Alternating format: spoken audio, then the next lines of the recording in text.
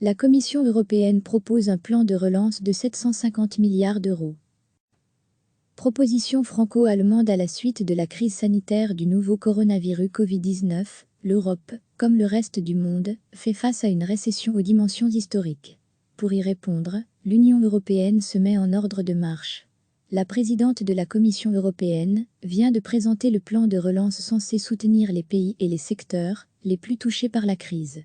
Une enveloppe de 750 milliards d'euros. Le plan de relance de la présidente de la Commission européenne fait suite à l'initiative portée par Emmanuel Macron et Angela Merkel plus tôt ce mois-ci.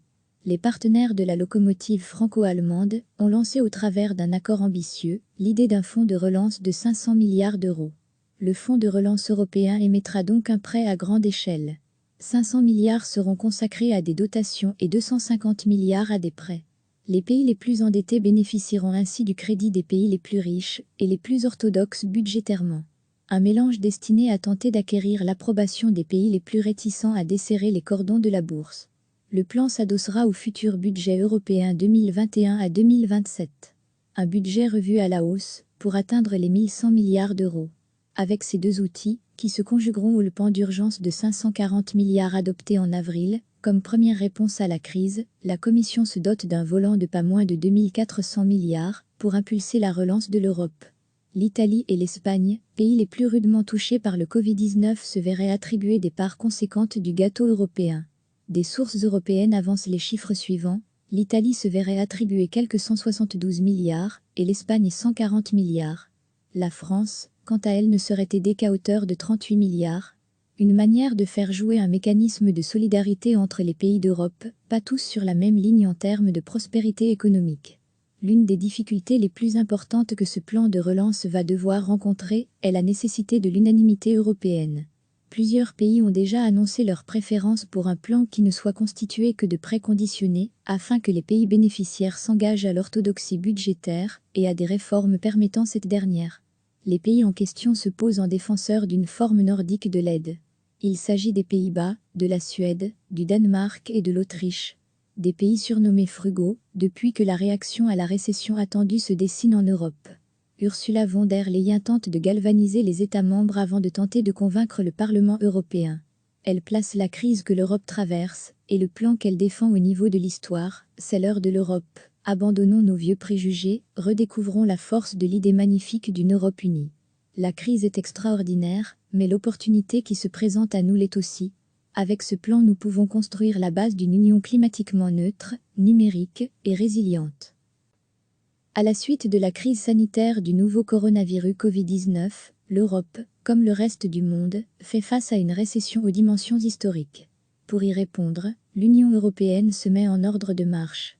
La présidente de la Commission européenne vient de présenter le plan de relance censé soutenir les pays et les secteurs les plus touchés par la crise. Une enveloppe de 750 milliards d'euros. Proposition franco-allemande, le plan de relance de la présidente de la Commission européenne fait suite à l'initiative portée par Emmanuel Macron et Angela Merkel plus tôt ce mois-ci. Les partenaires de la locomotive franco-allemande ont lancé au travers d'un accord ambitieux l'idée d'un fonds de relance de 500 milliards d'euros. Un mix prêts et subventions, le fonds de relance européen émettra donc un prêt à grande échelle. 500 milliards seront consacrés à des dotations et 250 milliards à des prêts. Les pays les plus endettés bénéficieront ainsi du crédit des pays les plus riches et les plus orthodoxes budgétairement. Un mélange destiné à tenter d'acquérir l'approbation des pays les plus réticents à desserrer les cordons de la bourse. Le plan s'adossera au futur budget européen 2021 à 2027. Un budget revu à la hausse pour atteindre les 1100 milliards d'euros. Avec ces deux outils, qui se conjugueront au plan d'urgence de 540 milliards adopté en avril, comme première réponse à la crise, la Commission se dote d'un volant de pas moins de 2400 milliards pour impulser la relance de l'Europe. Les bénéficiaires, l'Italie et l'Espagne, pays les plus rudement touchés par le Covid-19, se verraient attribuer des parts conséquentes du gâteau européen. Des sources européennes avancent les chiffres suivants. L'Italie se verrait attribuer quelques 172 milliards et l'Espagne 140 milliards. La France, quant à elle, ne serait aidée qu'à hauteur de 38 milliards. Une manière de faire jouer un mécanisme de solidarité entre les pays d'Europe, pas tous sur la même ligne en termes de prospérité économique. Les difficultés. L'une des difficultés les plus importantes que ce plan de relance va devoir rencontrer est la nécessité de l'unanimité européenne.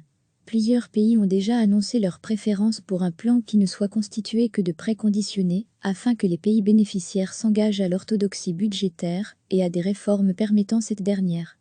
Les pays en question se posent en défenseurs d'une forme nordique de l'aide. Il s'agit des Pays-Bas, de la Suède, du Danemark et de l'Autriche. Des pays surnommés frugaux, depuis que la réaction à la récession attendue se dessine en Europe. Ursula von der Leyen tente de galvaniser les États membres avant de tenter de convaincre le Parlement européen. Elle place la crise que l'Europe traverse et le plan qu'elle défend au niveau de l'histoire. C'est l'heure de l'Europe. Abandonnons nos vieux préjugés, redécouvrons la force de l'idée magnifique d'une Europe unie. La crise est extraordinaire, mais l'opportunité qui se présente à nous l'est aussi. Avec ce plan, nous pouvons construire la base d'une union climatiquement neutre, numérique et résiliente. Cliquez sur s'abonner pour recevoir les dernières nouvelles.